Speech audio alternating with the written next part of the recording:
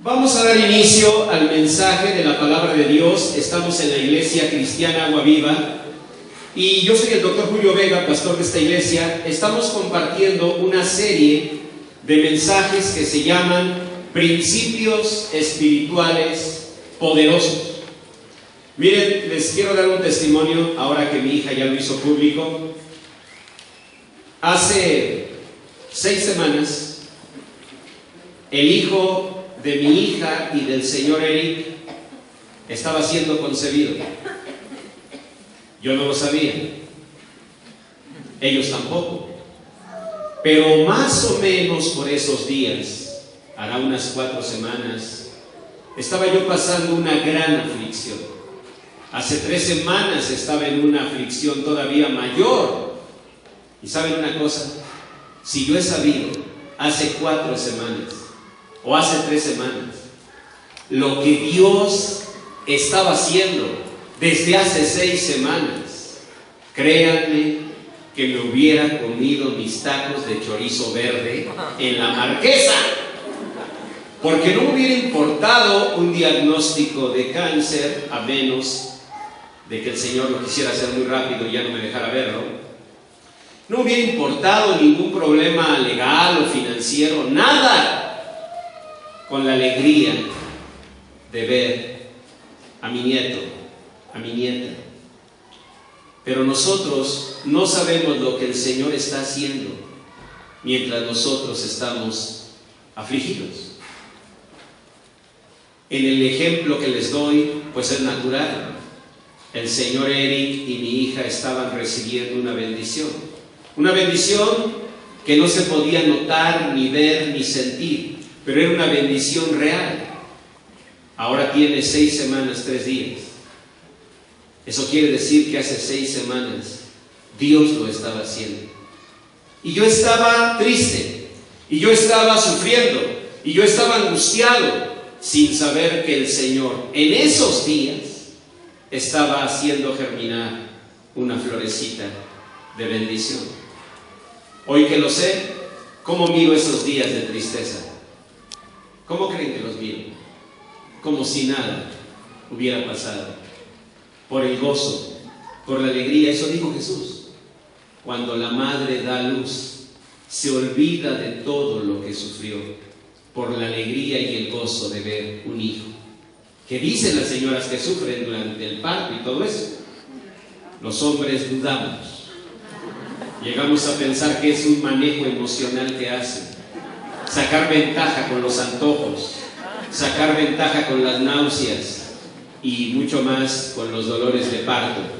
Pero la realidad es que nosotros sufrimos sin saber que Dios está preparando algo hermoso. Yo quiero que antes de comenzar el mensaje, ustedes en este momento, si están pasando una tristeza, una aflicción, si dejaron en la mesa unos tacos de chorizo verde y no se los comieron por la tristeza, la angustia, por el dolor que estaban viviendo, quiero que hagan una cosa. Quiero que afirmen en su corazón que Dios es bueno, que para siempre es su misericordia y que Él puede estar ahorita mismo preparando, o puede haber estado preparando ya una bendición que va a llenar tu corazón. Solo que no la ves, pero tienes que aprender a mirarla con los ojos de la fe. ¿Y saben por qué lo vamos a hacer? Por lo que dice la hoja de mensaje. Tomen su hoja de mensaje y vean en el segundo párrafo, en Isaías 17, versículos 10 al 11. Dice la palabra de Dios: porque te olvidaste del Dios de tu salvación. Cuando tú sufres sin esperanza, ¿qué estás haciendo? Te estás olvidando del Dios de tu salvación y no te acordaste de la roca de tu refugio. Cuando yo venía con un prediagnóstico, gracias a Dios equivocado, de cáncer, y crucé la Marquesa y miré las cabañas y pensé en los taquitos de chorizo verde, ¿qué habría pasado si me hubiera acordado del Dios de mi salvación? ¿Qué habría pasado si me hubiera acordado de la roca de mi refugio? ¿Qué habría pasado? Me paro y me los como. pero en ese momento te sientes triste, preocupado, angustiado y te olvidas del Dios de tu salvación. ¿Y qué dice el Señor? Sigan leyendo. Por tanto, sembrarás plantas hermosas, incluso plantarás sarmiento extraño. El día que las plantes, las harás crecer y harás que su simiente brote de mañana, pero la cosecha te será arrebatada en el día de la angustia y del dolor desesperado. La cosecha te será arrebatada, la alegría, el gozo, la bendición de Dios te será arrebatada. ¿Qué nos puede arrebatar la bendición de Dios? ¿Qué nos puede arrebatar la alegría? Un dolor desesperado. No cualquier dolor, hermanos, un dolor desesperado. ¿Qué es un dolor desesperado? Un dolor sin esperanza. Eso es. Un dolor sin una expectativa de bendición. Un dolor sin la fe de que el Señor se va a manifestar. ¿Han vivido un dolor así? Yo sé que han pasado dolores, pero a veces los dolores que han pasado han sido dolores con esperanza, dolores con fe. Te duele en lo más profundo una parte de tu cuerpo, pero tú confías en que el Señor se va a manifestar. Te duele una situación económica, pero tú confías en que el Señor es tu justicia y te va a bendecir. Pero a veces ese dolor es desesperado. ¿Saben qué significa? No crees que hay solución, no crees que hay esperanza para ti. Y ese dolor, hermanos, inútil por cierto, nos quita la cosecha. Tengas lo que tengas, plantes lo que plantes, alcances lo que alcances, un dolor desesperado consume tu vida, consume tu salud. ¿Saben por qué? Porque un dolor desesperado consume la alegría, consume la esperanza. Un hijo de Dios no debe tener un dolor desesperado. Un dolor sí, porque el Señor dijo: en el mundo tendréis aflicción.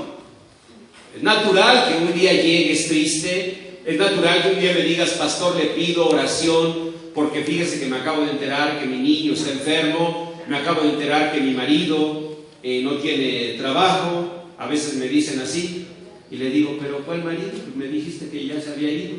Pues sí, pero se quedó sin trabajo.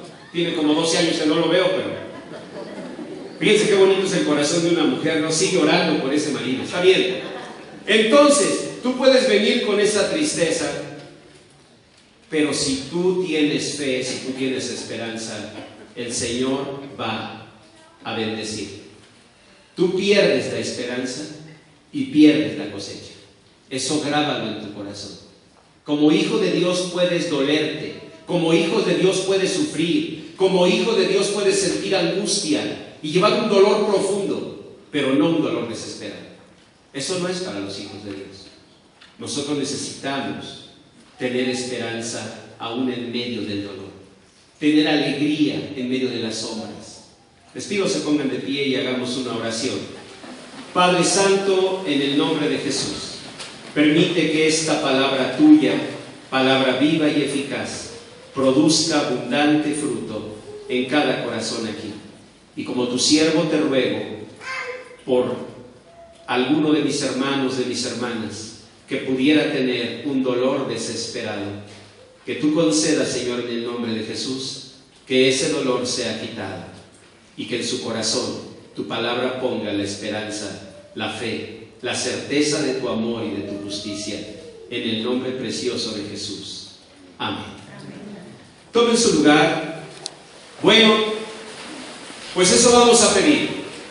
Y lo primero que tienes que hacer para quitar un dolor desesperado es afirmar en tu corazón una cosa: Dios es justo. Yahvé Sidkenu, Jehová Sidkenu, El Sidkenu. Dios es mi justicia. Esas palabras le enseñó el Señor a Jeremías a pronunciarlas. El Señor es mi justicia. Uno debe creer que Dios es nuestra justicia y que Dios es justo. Lean la primera lectura, es de San Lucas 23, versículos 35 al 48. Ustedes conocen bien esa lectura. Y el pueblo estaba mirando, y aún los gobernantes se burlaban de él diciendo: a otro salvó, sálvese a sí mismo, si este es el Cristo, el escogido de Dios. Los soldados también le escarnecían, acercándose y presentándole vinagre, y diciendo: si tú eres el rey de los judíos, sálvate a ti mismo. Había también sobre él un título escrito con letras griegas, latinas y hebreas: este es el rey de los judíos. Y uno de los malhechores que estaban colgados le injuriaba diciendo: si tú eres el Cristo, sálvate a ti mismo y a nosotros. Respondiendo el otro, le reprendió diciendo: ¿ni aún temes tú a Dios, estando en la misma condenación? Nosotros, a la verdad, justamente padecemos, porque recibimos lo que merecieron nuestros hechos, mas este ningún mal hizo. Y dijo a Jesús: acuérdate de mí cuando vengas en tu reino. Entonces Jesús le dijo: de cierto te digo que hoy estarás conmigo en el paraíso. Cuando era como la hora sexta, es decir, como las 12 del día, hubo tinieblas sobre la tierra hasta la hora novena, o sea, hasta las 3 de la tarde. Y el sol se oscureció, y el velo del templo se rasgó por la mitad. Entonces Jesús, clamando a gran voz, dijo: Padre, en tus manos encomiendo mi espíritu. Y habiendo dicho esto, expiró. Cuando el centurión vio lo que había acontecido, dio gloria a Dios diciendo, lean todos: verdaderamente este hombre era justo.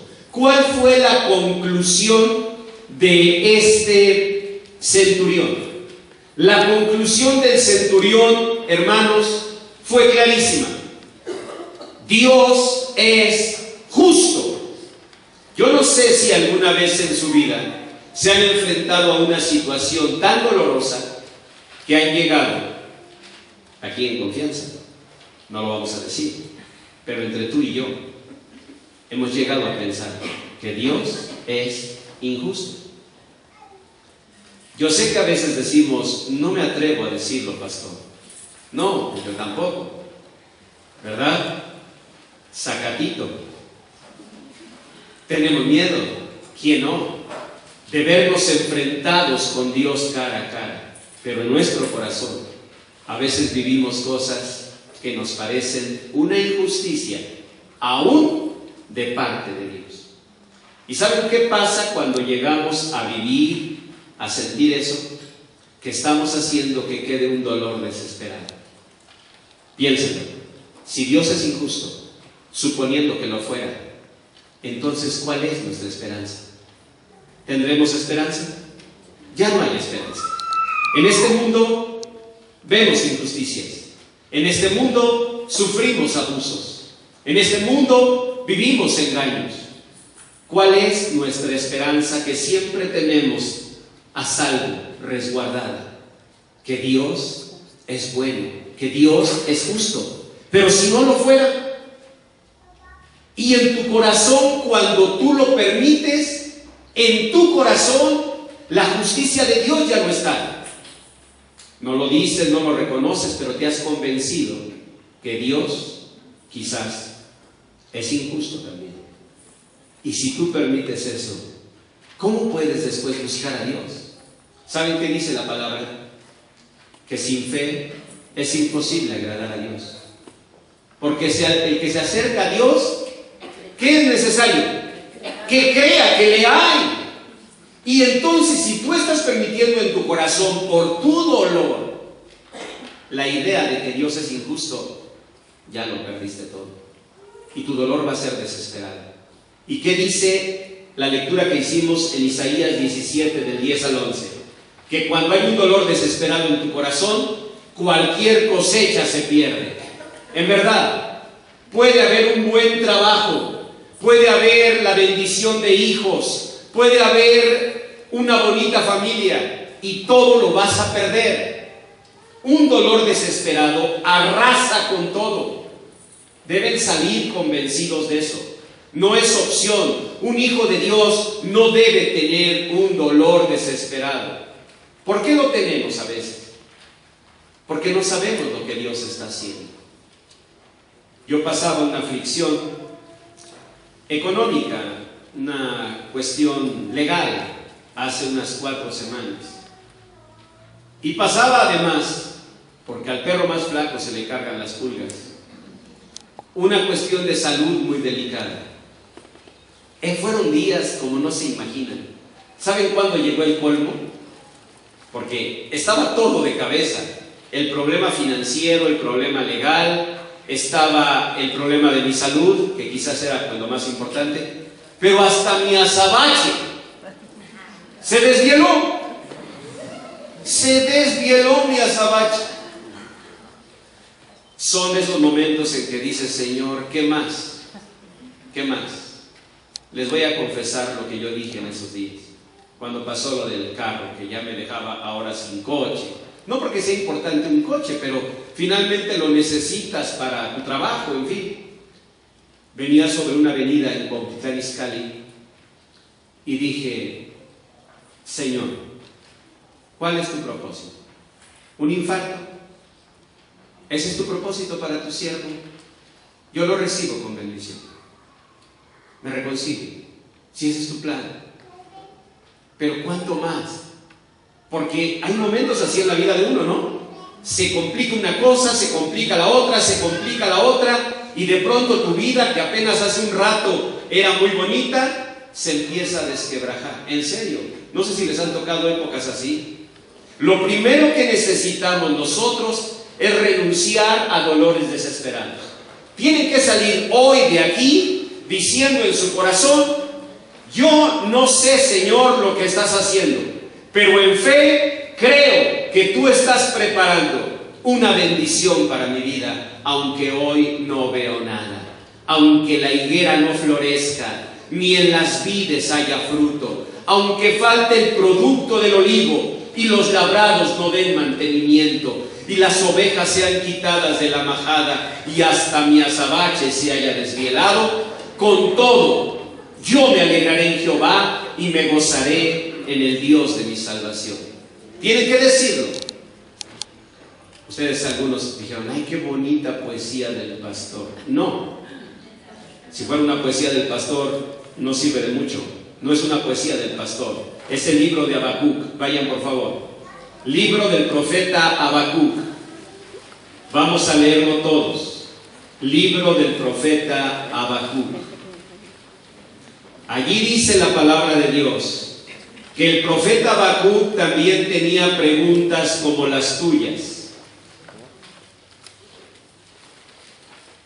Libro del profeta Habacuc. ¿Están listos? Vean el versículo 2 del capítulo 1. Todos lean. Habacuc 1, 2. ¿Cómo dice? ¿Hasta cuándo, oh Señor, clamaré y no oirás? ¿Cuántos tienen esa palabra en su corazón? No levanten su mano. Pero ¿cuántos han estado esperando, pidiendo al Señor por un milagro? Por un milagro. ¿Hasta cuándo? Fíjense, verso 3. ¿Por qué me haces ver iniquidad? ¿Qué es iniquidad? Injusticia. Iniquidad, no ser equitativo. Injusticia. ¿Qué estaba viendo el profeta? Injusticia. ¿Estás mirando injusticia? ¿Has visto injusticia? Yo la estaba mirando hace 4 semanas. Injusticia, no tiene otra palabra. Injusticia. Habacuc se la pasaba preguntando ¿hasta cuándo? Honestamente, ¿cuántos de ustedes tienen eso en la boca, en el corazón? ¿Hasta cuándo? ¿Hasta cuándo? ¿Y saben cuánto llevamos diciendo hasta cuándo? 3 meses. Y buscas al pastor y le dices, pastor, tengo 3 meses rogando. ¿Saben cuántos años tardó Abraham para recibir a su hijo Isaac? 25 años. ¿La quieren así o más barata? ¿Te vas a quejar de tus 3 meses? No. 25 años. Casi mi edad. O sea, me refiero a mi edad predicando la palabra de Dios. No me dejaron terminar. 25 años. ¿Hasta cuándo? Segunda pregunta, ¿por qué me haces ver iniquidad? Siempre pensando que Dios ha sido injusto. ¿Saben qué dice la Biblia? Por favor, anótenlo ahí en su hoja de mensaje. Anoten, por favor, Proverbios 19:3. Proverbios 19:3. ¿Qué dice la Biblia? Dice así. Los espero para que se los lea así sabroso. ¿Sí? Apúrense. Proverbios 19:3, casi a la mitad de la Biblia. ¿Listos? Lo voy a leer para ustedes. La insensatez del hombre tuerce su camino. ¿Qué fue lo que torció tu camino? ¿Qué fue lo que torció mi camino? ¿Qué lo torció? De acuerdo a la Biblia, ¿qué lo torció? La mala suerte, pastor. Fíjese que yo nací con mala estrella. No. Mire, a lo mejor, pastor, la maldición de mi suegra, porque ella un día dijo, te va a ir mal, te va a ir mal. ¿Eso dice la Biblia? ¿Qué dice? ¿Qué fue lo que torció el camino? La insensatez. La insensatez tuya, la insensatez mía. ¿Y qué dice de inmediato? Y luego contra el Señor, ¿qué? Se irrita su corazón. ¿Lo han oído? Yo ya no voy a ir a la iglesia. ¿Cómo Dios permitió esto? A veces me dicen así de algún jicotillo, o sea, del marido. ¿Cómo Dios permitió tanto sufrimiento con este tipo, pastor? Estoy enojada con él. Yo siempre le digo, a ver, ¿Dios te lo presentó? A ver, dime, o sea, allí en la prepa, Dios bajó vestido de preparatoriano y dijo, mira, te presento un amigo. No, lo viste pasar por la cafetería y le echaste el ojito. Lo viste pasar por allá, ay, qué apuesto, qué bien se ve, bien elegante, parece el pastor, nomás que más joven, ¿no? ¿Quién fue? Tú solita. Esa es la verdad. ¿O no es cierto? Es la verdad. Y luego te enojas con Dios. Mira, quítate de enojos con Dios. Deja eso. Lo único que va a hacer es hacer perpetuo tu dolor. Vean Jeremías 15:18. ¿Cuál era el problema de Jeremías? ¿Saben cuál era el problema? Que tenía un dolor perpetuo. ¿Qué es un dolor perpetuo? Ya lo leyeron quienes son madrugadores y leyeron mi palabra de bendición en Facebook. ¿Qué es un dolor perpetuo? Es una herida que permitimos que se quede en nuestra vida para siempre. Es un eco de un pasado que ya no está. Es algo que ocurrió hace no sé cuánto tiempo. Y ahí traes el dolor perpetuo, ¿no? Traes el dolor aquí. Léanlo ahí en Jeremías 15:18. ¿Qué dijo Jeremías? ¿Por qué fue perpetuo mi dolor? Y mi herida desahuciada no admitió curación. ¿Qué estaba pasando? ¿Quién hizo ese dolor perpetuo? Pues tú que lo guardaste. Es muy triste escuchar a una persona que sufrió algo hace muchos años y no lo olvidan, ¿eh? No. Hagan de cuenta como antigüedad, una muñequita de yadró, un muñequito de porcelana, todas las mañanas lo limpian. En serio, su recuerdo amargo, no lo traen, pero limpiecito. Esa herida desahuciada, ese dolor perpetuo, ¿qué provoca? Provoca la falta de fe. Provoca que tú pierdas la esperanza en Dios. Lean ahí Jeremías 15:18. ¿Qué le dijo Jeremías al Señor? ¿Serás para mí como cosa ilusoria? ¿De qué estaba dudando? De la existencia de Dios. Yo he escuchado a personas así. Mire, pastor, usted tiene fe. Usted siempre nos habla con esas palabras, porque para empezar usted está bonito, número uno. Y número dos, usted conoce la palabra. Y por eso usted habla así. Pero yo, pastor, mire, yo he sufrido esta y esta y esta injusticia. A ti te digo lo que el Señor le dijo a Jeremías en 4:18. Jeremías 4:18. ¿Qué dijo el Señor a Jeremías cuando él se quejaba amargamente? Y llegaba todos los domingos agua viva, con tristeza y esperando que alguien le dijera: pobrecita hermana, ay hermano, pobrecito, cuánto sufres. ¿Qué le dijo el Señor a Jeremías en 4:18? Le dijo así: tu camino y tus obras te hicieron esto, esta es tu maldad, por lo cual amargura penetrará hasta tu corazón. ¿Y qué gritó Jeremías? Verso 19: mis entrañas, mis entrañas. ¿Por qué? Porque la amargura penetró en su corazón. ¿Cuándo penetra la amargura en tu corazón y en el mío? Cuando permitimos dolores perpetuos, cuando permitimos dolores sin esperanza. Hermanos, no lo permitan. En verdad, eso es el cáncer del alma. Y así como el cáncer consume un cuerpo en poco tiempo, así el resentimiento consume al alma. En verdad, nosotros no debemos permitir esos sentimientos en nuestro corazón. Siempre creyendo otros tuvieron la culpa, siempre responsabilizando a 1000 situaciones, incluso a Dios, cuando es tan simple decir: a ver, pensándolo bien, yo solito fui a meterme en esto, yo solita fui a meterme en el otro. Yo te aseguro que Dios de muchas maneras te habló y no quisimos escuchar. Algunos vivimos condiciones duras solo por no haber oído la voz de nuestros padres. Nuestros padres eran un medio. Pasan los años y dices: mi mamá me lo decía, mi papá muchas veces me dijo. No tenemos empleo. Sí, porque no hay empleo, casi, porque es difícil conseguir empleo ahora, pero es más difícil sin los estudios que te pedía tu papá. ¿Qué te pedía tu papá? Solo que estudiaras. ¿Qué te decía tu papá? Que te aplicaras en la escuela. ¿Y quién deseó con dejar la escuela y empezar el negocio maravilloso que ibas a empezar? ¿Quién fue? ¿Tu papá o tú? Tú.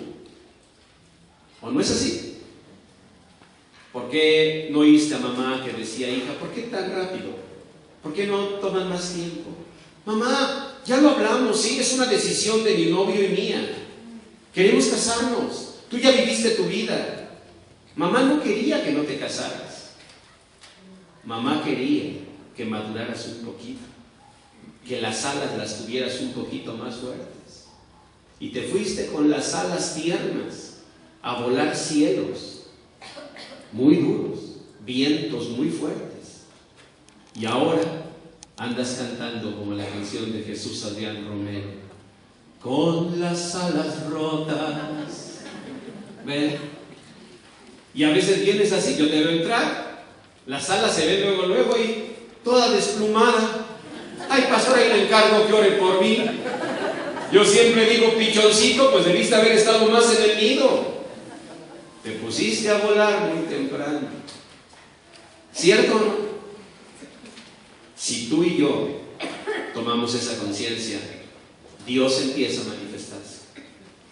Miren, hay una porción de la Biblia muy hermosa. Está en el Deuteronomio. Lo van a encontrar rápido porque es el 5.º libro de la Biblia. Cuenten 5 desde el Génesis y van a llegar a Deuteronomio.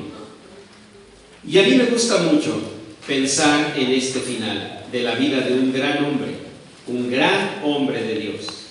Él se llamó Moisés. Y dice la palabra de Dios en Deuteronomio capítulo 32, que cuando ya iba a morir Moisés, siervo de Dios, todo el pueblo se congregó. Era el último mensaje de Moisés. Moisés, el que los había guiado hasta la tierra prometida, ya estaba más para allá que para acá. Y subió, no sé si a una piedra, a un monte, y toda la congregación, lean en el capítulo 31-30, casi ya para empezar el 32. Lean, por favor. Entonces habló Moisés a oídos ¿de quién? De toda la congregación. Escuchen. Todos sabían que Moisés no iba a pasar a la tierra prometida. ¿Por qué sabían? Porque ya había él levantado a Josué, quien iba a pasar. Y todos estaban esperando a ver qué decía Moisés. Y oigan lo que habló Moisés en el verso 3 del capítulo 32. Todos lean conmigo. Porque el nombre del Señor proclamaré, engrandeced a nuestro Dios. Él es la roca, cuya obra es perfecta. Todos sus caminos son rectitud. Dios de verdad, y sin ninguna injusticia en Él. Es justo y recto. A ver, digan eso. Dios de verdad y sin ninguna injusticia en Él. Es justo y recto. ¿Se acuerdan qué fue lo que dijo el centurión cuando murió el Señor Jesús? ¿Cuál fue su conclusión? Ese hombre era justo. ¿Cuál fue la conclusión de Moisés? Dios es justo. Todo el mundo se quedó impactado. Todos sabían que Moisés no iba a entrar a la tierra prometida. ¿Saben qué hizo Dios en compensación? Dice la palabra, léanlo en el capítulo 34, 3 páginas adelante. Subió Moisés de los campos de Moab al monte Nebo, a la cumbre del Pisga que está frente de Jericó. ¿Y qué hizo el Señor? Le mostró el Señor toda la tierra de Galaad hasta Dan, todo Neftalí, la tierra de Efraín, de Manasés. ¿Y qué le dijo en el verso 4? Léanlo por favor. Le dijo el Señor: esta es la tierra de que juré a Abraham, a Isaac y a Jacob. ¿Se dan cuenta? Le mostró la tierra prometida. Moisés no pasó a la tierra prometida. ¿Por qué no pasó? Porque Dios así lo quiso. Hay cosas que Dios no nos va a permitir mirar. Hay bendiciones que Dios no nos va a permitir tener. Su nombre sea bendito. El Señor dio, el Señor quitó. Su nombre sea bendito. Tú lo que tienes que aprender, yo lo que tengo que aprender, es a reconciliarnos con Dios. La vida es muy difícil, pero vivirla peleada o peleado con Dios hace la vida no difícil, la hace imposible. Y si tú vives peleada con Dios, peleado con Dios, esta es la palabra de Dios para ti. Sembrarás flores, las verás crecer, pero no verás la cosecha, porque el dolor desesperado te quitará todo. ¿Y sabes cómo vas a morir? Vas a morir llorando por lo que no tuviste, sin valorar y disfrutar lo que sí tuviste. Tienes que reconciliarte con Dios. Tienes que aprender a agradecer a Dios. Tienes que terminar tu vida diciendo: Dios es justo. Así bajó Moisés entre aplausos de la congregación. La congregación lo escuchó. La congregación sabía que no iba a pasar a la tierra prometida. Pero Moisés no dijo: pues miren, la verdad yo no sé ni qué pensar. ¿Se imaginan qué final de una vida así? ¿Qué dijo Moisés? Dios es recto y justo. No hay iniquidad, no hay injusticia en Él. Sus amigos, les aseguro que lloraban. ¿Y por qué entonces no lo dejó pasar? No sé, pero Él es justo. Y si Él dijo que no, por algo ha de ser. Cuando bajó, se fue caminando. El Señor llegó y le dijo: Moisés, ven, sube al monte, mira la tierra. Esta es la tierra que juré a tus padres. ¿Y saben qué hizo Dios? Los sepultó y Moisés murió en paz. ¿Y saben qué dice la Biblia? Que nunca más se levantó hombre como Moisés, que haya sido un compañero de Dios, que haya hablado con Él cara a cara. Nunca se levantó profeta como Moisés. Eso dice la palabra de Dios. Nosotros debemos reconciliarnos con Dios. El dolor desesperado te va a quitar la cosecha. Créeme, no lo olvides. El pastor te lo dijo, porque eso lo dice la palabra. Si tú guardas un dolor desesperado, si tú guardas un dolor perpetuo, vas a perder la cosecha. Tus hijos van a crecer sin que tú disfrutes la bendición de mirarlos. Vas a tener bendiciones sin que tú las disfrutes. La cosecha se va a perder. Reconcíliate con Dios en este mismo momento. Vuelve tu corazón al corazón de Dios. Cuando tenemos un dolor perpetuo, un dolor desesperado, es algo que pasó hace tanto tiempo que ni vale la pena estar pensando en eso. En verdad, ya suelta eso. Ya déjalo. Te lastimó hace mucho. Que no te siga lastimando más. Yo les invito a venir en este momento con todo el corazón al Señor. Yo les invito para que en este momento rindan su vida al Señor y cierren ese ciclo, ese dolor desesperado, ese dolor perpetuo. Reconcíliense con Dios. Hagan esta oración. Señor bendito, oyendo tu palabra, yo escucho, Señor, tu voz llamándome a una reconciliación. Hay cosas, Señor, que no entiendo por qué pasaron. Hay cosas que no entiendo por qué no me diste. Pero en este momento quiero, Señor, reconciliarme contigo. Y aunque no entiendo por qué no lo hiciste o por qué lo hiciste, Señor, yo declaro como Moisés que tú eres recto y justo, que no hay ninguna injusticia en ti, que tú eres Dios de verdad y de rectitud.